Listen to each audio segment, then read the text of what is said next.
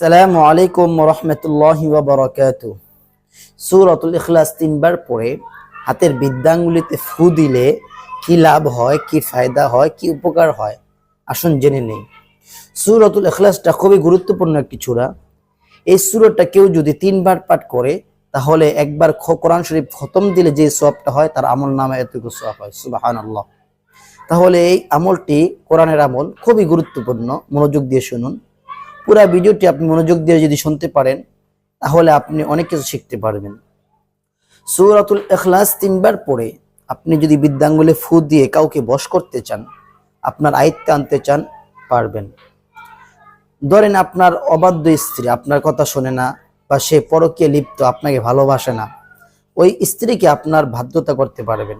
অথবা আপনার সন্তান আপনার অবাধ্য, সন্তান কথা শোনে না, অনেক সময় এমন হয় যে সন্তান ভিন্ন লাইনে চলে গেছে, অনেক রকমের উশৃঙ্খল হয়ে গেছে, এরকম যদি হয় তাহলে ওই সন্তানটাকে আপনার বাধ্য করতে পারবেন এই কোরআনের আমল দিয়ে। অথবা আপনার স্বামী আপনার কথা শোনে না, আপনার স্বামী পরকীয়ায় লিপ্ত হয়ে গিয়েছে, পরকীয়ায় আসক্ত হয়ে গেছে, তাহলে ওই স্বামীকে আপনার প্রতি আসক্ত করার জন্য এই কোরআনের আমলটাই যথেষ্ট। আমলটি কিভাবে করবেন? আমলটি করার পূর্বে যারা আমার চ্যানেলটিতে নতুন আসছেন, চ্যানেলটি সাবস্ক্রাইব করে পাশে থাকবেন।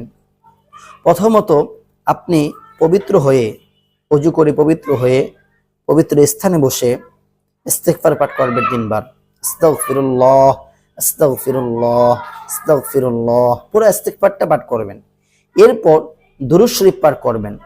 যে দুরূদ শরীফ আমরা নামাজের ভিতরে পড়ে থাকি, দুরূদ ইব্রাহিম। দুরূদ শরীফটা পড়ার কারণ হলো, দুরূদ পড়ার কারণে আল্লাহ তাআলার কাছে যে কোনো জিনিস কবুল হয় তাড়াতাড়ি। তো আপনি যখন এই আমলটা করবেন, আমলের পূর্বে এই দুরূদ পড়ে নিলে তাড়াতাড়ি কবুল গ্রহণযোগ্য হয়ে যাবে। এই জন্য দুরূদ শরীফ পাঠ করবেন। এরপর সূরাতুল ইখলাস আউযু বিল্লাহি বিসমিল্লাহর সাথে একসাথে হাতে এইভাবে ধরে ধরে একবার করে পাঠ করবেন। এরপর একটা করে ফু দিবেন এইভাবে। এবার পড়বেন আউযু বিল্লাহি বিসমিল্লাহর সাথে পরে আরেকটা করে ফু দিবেন। যখন একটা করে ফু দিবেন, ফু দেওয়ার সাথে সাথে যেই লোকটাকে আপনি উদ্দেশ্য করবেন ওই লোকটার নামটা আপনি মনে মনে জপতে থাকবেন। দেখবেন ইনশাআল্লাহ এই আমলটা যদি আপনি কন্টিনিউ অনেক দিন করতে পারেন, আল্লাহ তাআলা তার মনের ভিতরে আপনার জন্য ভালোবাসা পয়দা করে দিবে। হ্যাঁ, এখানে বুঝতে হবে এই আমলটি একমাত্র হালাল পন্থায় করতে হবে। হারাম ক্ষেত্রে যদি করেন তাহলে এটা কাজ হবে না। কোরআনের আমলটা বিশ্বাসের সাথে যদি কেউ করতে পারে 100 গ্যারান্টি ইনশাআল্লাহ কাজ হবেই।